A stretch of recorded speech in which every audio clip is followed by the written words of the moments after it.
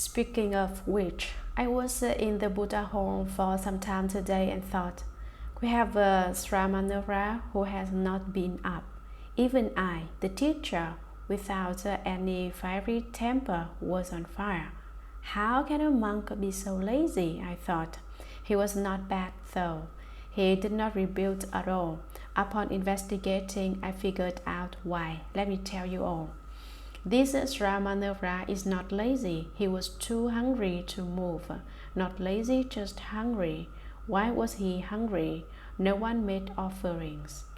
After going many days without any offerings, he tried alms rounds, but no one donated anything. His temper flared, and when he came back, he decided not to eat. It's been 6 or 7 days and he has not eaten anything, so today he was too hungry to get up.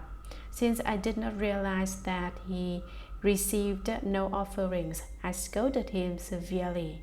Afterwards, I inquired as to why he was this lazy. He said, "No one made offerings to me, and without food, I have no energy." Upon hearing this, I replied, "Oh, I made a mistake. If you feel too weak, then you can rest and sleep inside. Do what you need to do. I'm giving you an expedient." It's not easy being a teacher. Sometimes you don't know what method of teaching and transforming is suitable. I scolded a hungry disciple severely. However, this disciple has some skill, a bit of cultivation. Without any cultivation, how can one go on without food for 6 to 7 days and still follow the general assembly in reciting sutras, doing repentances, and listening to the lectures? So my anger is gone now, and I am glad I have a hardworking disciple. I hope all of you will emulate this Ramanura who had enough patience to withstand my scolding. In addition, forget the fact that I did not eat for a day, I did not eat for 2 days, I did not eat for 3 days, 5 days, 6 days. Forget it. Having eaten or not is the same. Don't pay attention to whether you have eaten or not. Forgetting that, you are really cultivating.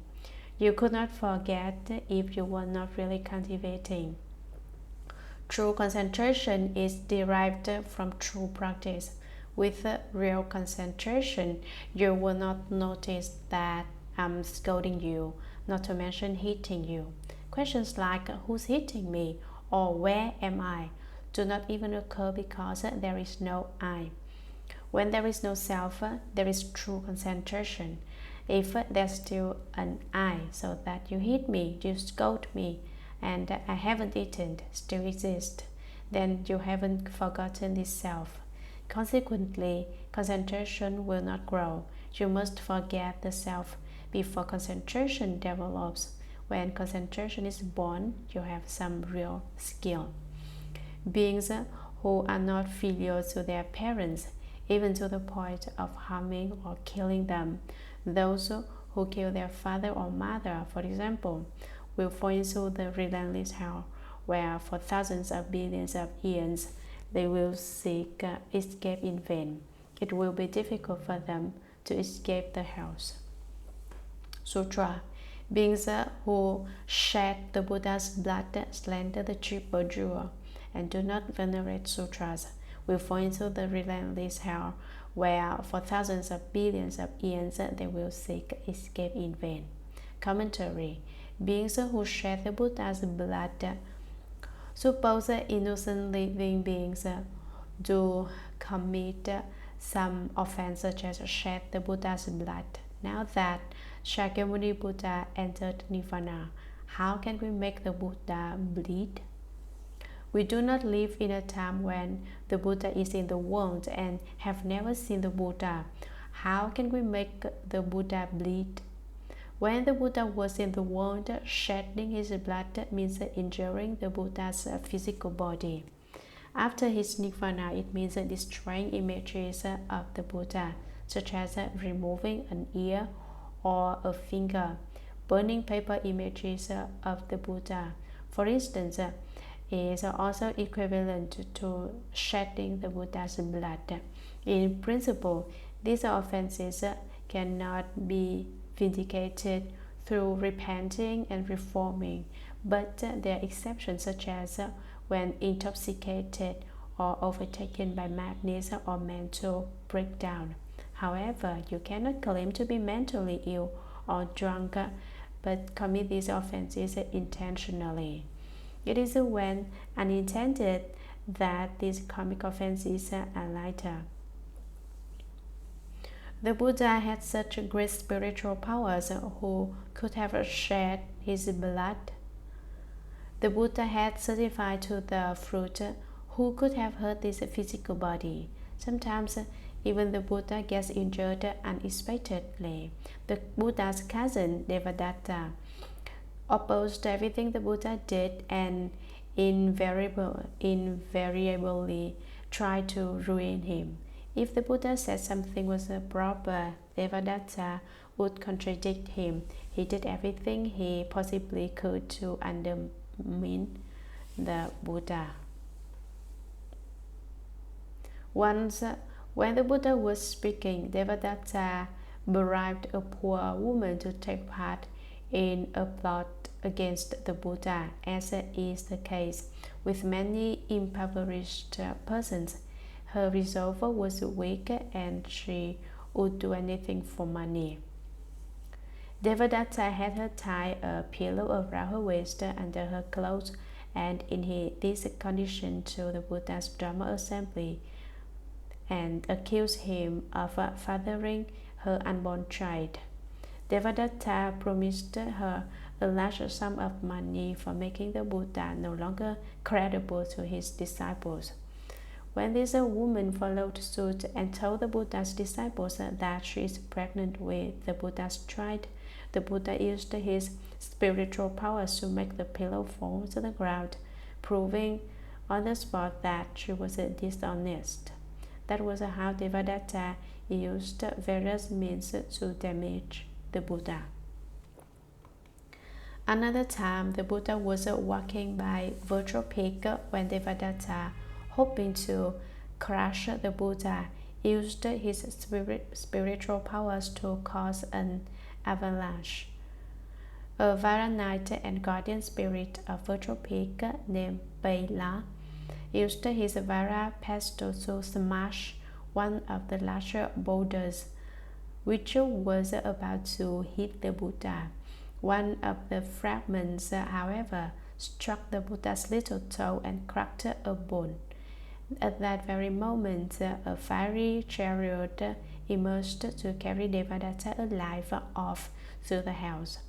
The retribution incurred by those who burn and destroy images of the Buddha, dismantled temples, or ruined stupas is similar. Slander the triple jewel. Buddhists must remember not to commit this type of offense, that is, to speak evil of the Buddha, the Dharma, and the Sangha. Among the Bodhisattva precepts is one that prohibits people from speaking of the offenses of the Fourfold Assembly, the Bhikshus, Bhikshunis, Upasakas, and Upasikas. Not only does it warn people to refrain from speaking of others' faults, it also cautions against participating when others speak of them. Just ignore the conversation. If you participate in such a conversation, you also violate the precept. The best thing to do in a situation like this is to simply keep your mouth shut, remain silent. Among other reasons for not speaking of the faults of the Fourfold Assembly is that the views of an ordinary person are often wrong. Ordinary people cannot fathom the realms of sages.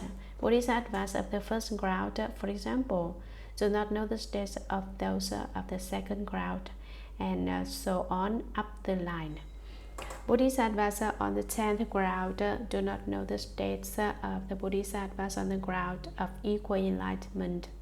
Arhats of the first fruition do not know the stages of second fruition. Arhats, before you acquire true wisdom, you may not say harmful things about the fourfold assembly, which is one form of slandering the triple jewel.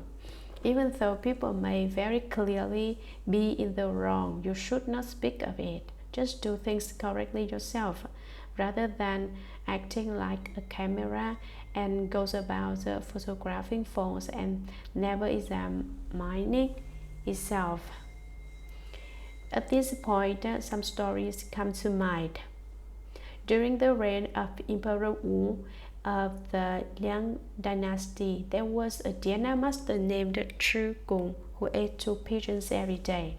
The cook assumed that the birds must be delicious and one day tasted a wing on the sly. When he brought the remainder of the dish to Dhyana master Chu Kung, after he finished eating, Dhyana master Chu Kung called for the cook. "Why did you eat some of my pigeons?" "I didn't take any pigeon," answered the cook. "Oh, then what about this?" said Dhyana master Chu Kung. He opened his mouth and 2 live pigeons emerged. One of the birds flew off, but the other had a wing missing.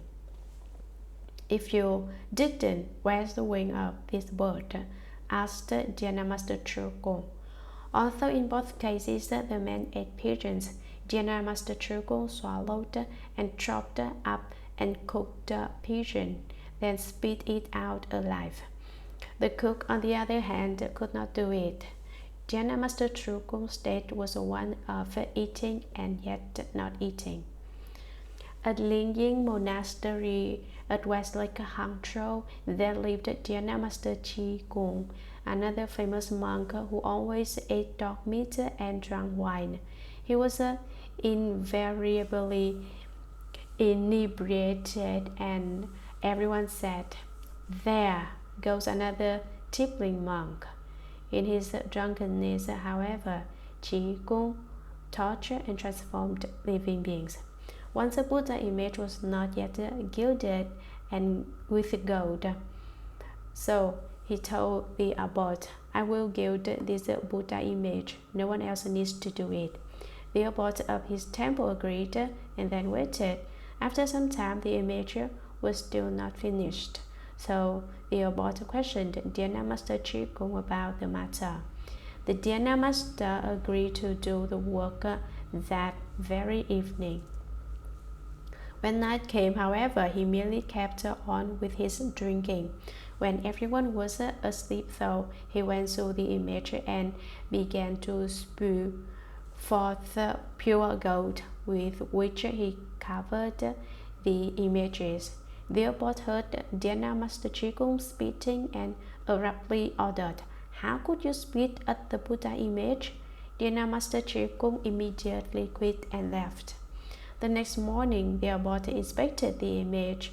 He found that it was covered with gold except for a small spot on the crown of the head. Although a master goldsmith completed the work, his ordinary gold could not match the supplied by Dhyana master Chi Kung. The states of arhats are inconceivable. So, you see, you should not speak of the forms of the fourfold assembly. It is not so serious if you criticize the ordinary pupil, but should you criticize a sage, then penalty you might incur will be very great, enough to cause you to fall into the hells. People slander the triple jewel because they do not have faith. Another cause is mixing with bad company. People who do not understand and therefore slander the Buddha Dharma. Associating with such people may cause one to be influenced by their bad habits. Some people berate and slander the triple jewel and use flattery for ill gain. Such a person's minds are crooked. They engage in flattery to get what they want. They are stupid, yet puffed up with their own intelligence. like the 5,000 bhikshus who left the assembly during the speaking of the Lotus Sutra. Because they had a tiny bit of cleverness, they looked down on others and slandered the good Dharma, thus blinding the selective Dharma eye of living beings. What is the retribution for such persons? In the future, they will be deformed and crippled, without arms, hands, ears, or legs. They may not be able to walk or have some speech impediment. Mules are people who slandered the triple jewel. After they committed this offense, they fall into the hells, where they spend 2 million years of hellish retribution, after which they are born into the realms of the animals, possibly as a horse, cow, sheep, chicken, or dog. After 2 million years among the animals, they may be reborn as humans, but they will be disabled. Either they will be without eyes, therefore blind, without ears, therefore deaf, or perhaps without tongues, or even with tongues, but yet they cannot speak. In general, they will be disabled and ugly. They undergo this kind of suffering and fall into the relentless hells after death, such as the retribution of slandering the triple jewel in lives past. And do not venerate sutras. Sutras must be treated with respect, for, as it says in the Diamond Sutra, wherever this sutra is, there is a Buddha. Sutras are the Dharma body of the Buddha, toward which we must be very respectful. Places where sutras are said must be organized and clean, and without acts of defilement. They should also be stored above other books. Also make sure that Buddhist sutras are on the side where we lay our head in a room, and not on the side where we lay our feet.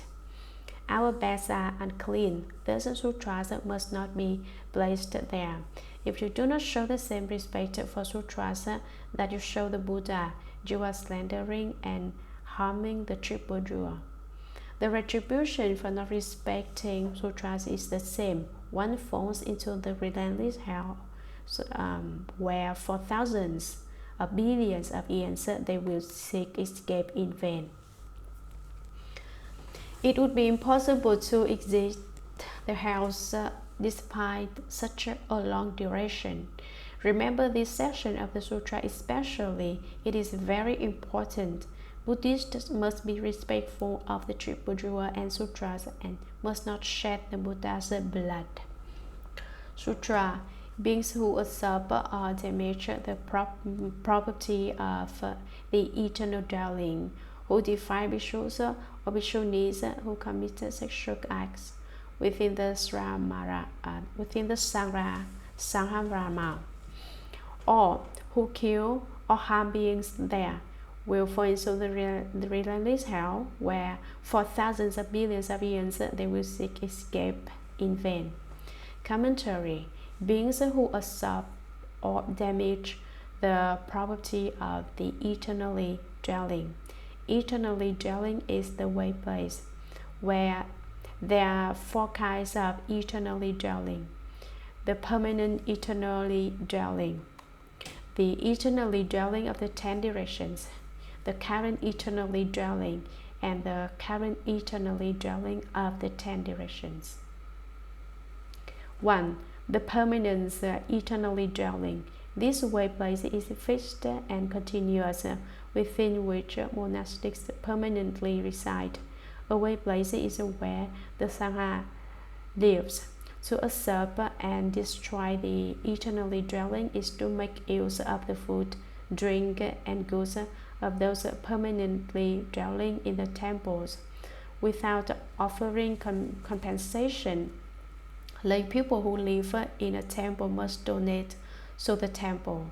If you live in a temple even for a few days and do not offer a monetary contribution, you usurp the goods of those permanently dwelling there. This offense will certainly send you to the hells. You should regard living in a temple is as being similar to living anywhere else. You should pay for living expenses that approximate the amount of living elsewhere. Thus, avoid stealing from those permanently dwelling there. I tell my refuge disciples to make sure they never commit this offense, but always have the way place. If you cannot augment the resources of a place, you should at least make sure that you do not deplete them. People who do not understand any Buddhist principles think they are getting a bargain by living in a temple for free. This may be fine if you do not understand how to act properly, but if you understand the Buddha Dharma and still behave that way, it is quite another. This principle holds true not only for lay people, but for those who have left home life as well. Anywhere I go to stay long term as a monk, I will pay half of the estimated cost for spending the night at a nearby hotel. E.g., I pay $3 for an approximated charge of $5. Wherever I go, I do this unless I have absolutely nothing, when that is okay. If I do have something, I will not usurp or damage the property of the eternally dwelling. Since the eternally dwelling is like the great earth where a great assembly may live, we must take care not to drain the supplies, such as depleting the food supply so that deprive others of it. That would be an offense. If you alone starve to death, that would be no problem, but I cannot deprive the assembly of its food. The eternally dwelling monastics must have food and drinks, unlike my little disciple who can do without. Food is like the sky overhead. We need it, so we hurt the eternally dwelling if we have nothing for them. With this attitude, you will not commit a grave offense in this area.